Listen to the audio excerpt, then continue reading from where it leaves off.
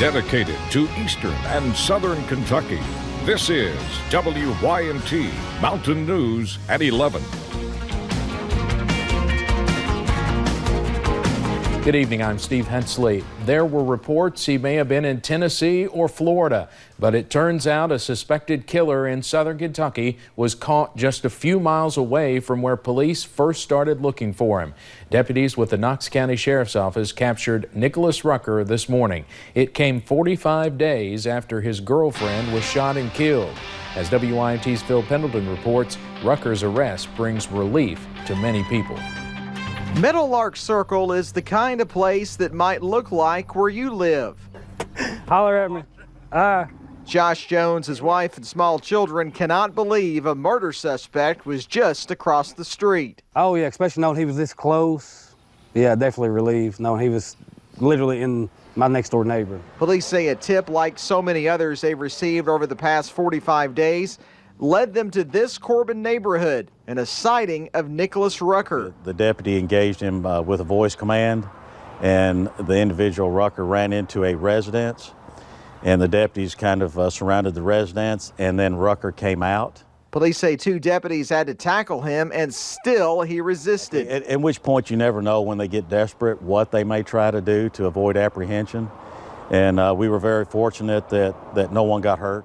Rucker was on the run after police say that he shot and killed girlfriend Vicki Connor. Her family says they always suspected he was close, and they lived every day in fear. Finally, on July 4th, a day when people celebrate freedom, Rucker's would come to an end. Yeah, it's a good day for law enforcement. It is, yeah. July 4th, and it's a good day for American law enforcement. So. Rucker is facing murder charges and some other offenses dealing with his alleged run from police. In Knox County, Phil Pendleton, WYMT Mountain News. Rucker remains in the Knox County Jail. Police tell us they are still investigating whether anyone helped him during his time on the run. New tonight, police say a man shot his own brother in Harlan County. State police say during a traffic stop on US 119 near Dion yesterday morning, they discovered the driver had a gunshot wound to the leg.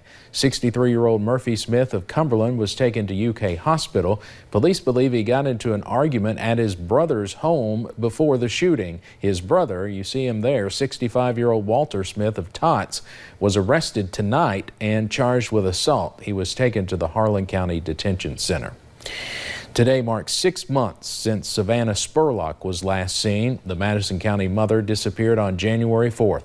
Investigators say she left a Lexington bar with a group of men and went to a home in Garrett County, but the rest is still unknown. The family hired a private investigator last week. The reward for finding Savannah is now $15,000. No arrests have been made.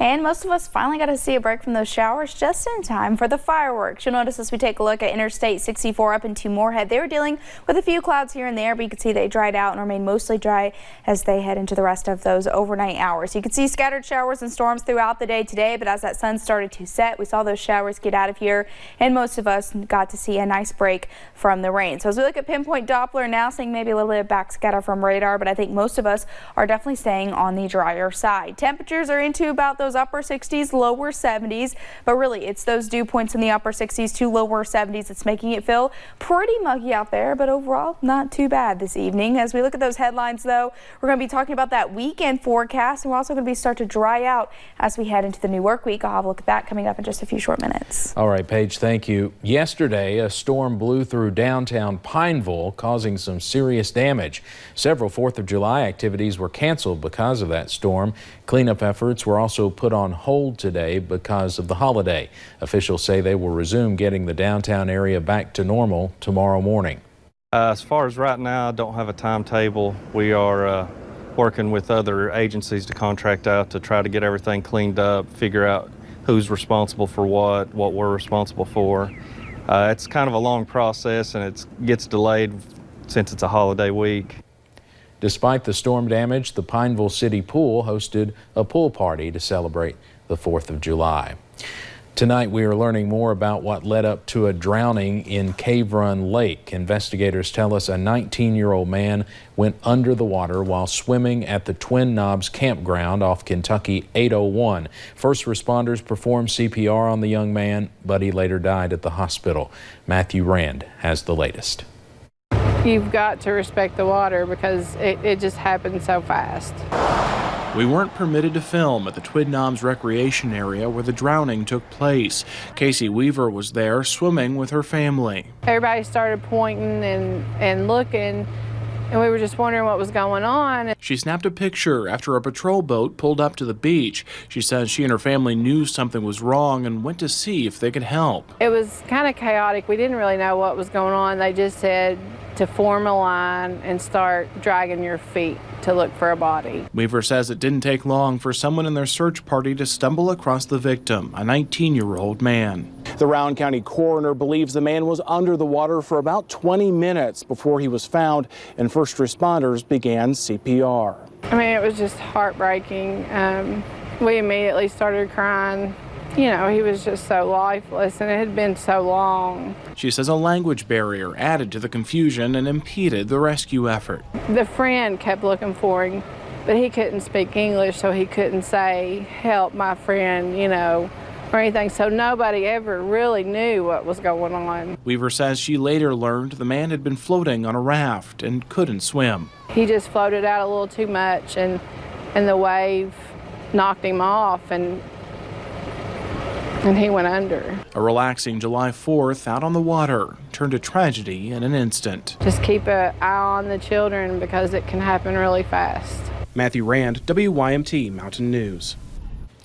The victim's name has not been released. However, the coroner says the victim is not from the Rowan County area. A bourbon warehouse in Woodford County continues to burn tonight. It caught fire early yesterday morning. 45,000 barrels of bourbon were destroyed. Today, EPA crews were in the area for cleanup. Runoff from the fire entered into a neighboring creek and into the Kentucky River. The Energy and Environment Cabinet is now finding dead fish in the contamination's path. Fish kills could continue for days as the contamination lingers. President Trump led his Salute to America in the National Mall in Washington to celebrate the 4th of July tonight. The event, produced in just weeks at his request, brought military hardware, service members, and many others together in the nation's capital for an event that also sparked some criticism. CBS's Katherine Johnson has the latest. With fireworks and controversy, President Trump celebrated America's 243rd birthday his way. Today we come together as one nation with this very special Salute to America. The President's Salute to America 4th of July event in the nation's capital featured tanks and military vehicles, flyovers by the Navy's Blue Angels, pageantry, and applause. All branches of the armed forces were on hand and hailed. Our nation is stronger today than it ever was before. President Trump's event generated days of advanced criticism from Democrats and others who accused him of politicizing Independence Day. Dishonors our troops, dishonors our service members and veterans because it's really all about Trump. It was marked by protests like this one Thursday in front of the White House. The event still doesn't have a public price tag, but the flyovers alone cost tens of thousands of dollars an hour. The president promised the expense would be well worth it for what he marketed as the show of a lifetime.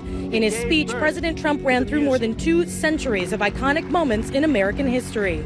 Exactly 50 years ago this month, the world watched in awe as Apollo 11 astronauts launched into space. In the audience, he honored Clarence Henderson, who took part in a sit-in at a Greensboro, North Carolina Woolworth lunch counter in 1960, a moment many say began the civil rights movement.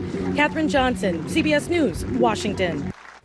President Trump is the first president in nearly 70 years to speak at the National Mall on Independence Day. Well, back here closer to home, Star City Day took place this evening, bringing folks to downtown Prestonsburg for a night of music, vendors, and fun. Community members say the event was a success, bringing out crowds of support for the local food vendors, arts and crafts vendors, and local businesses. There you see Nick Jamerson playing. Live music played throughout the evening, leading to the fireworks show to cap off the night. People come from all over the place. We, hands down, have the best show in Eastern Kentucky, and I would go as far as saying that we have one of the best shows in Kentucky. Mayor Les Stapleton said the event is a celebration of community and country. He said it is always worth the months of preparation. The city of Pikeville hosted its annual 4th of July celebration tonight, closing off Main Street and filling the city park with folks. The event offered inflatable fun, free barbecue, and live music for community members. Director of Tourism Jimmy Taylor said the event turned out better than the city had expected. I think we've got about 5,000–6,000 people here in downtown. We weren't expecting this many people. We're pleased with the turnout. It's great. A fireworks show ended the night, a show that officials say was bigger than previous years. We also had a big show here in Hazard, and you can see that entire fireworks display on our Facebook page. Coming up at 11, some scary moments on this 4th of July for people in California, where there was a powerful earthquake today. And record-breaking heat is affecting folks in a state you might not expect. And scattered storms continue, but for how long? We'll break down that full forecast coming up.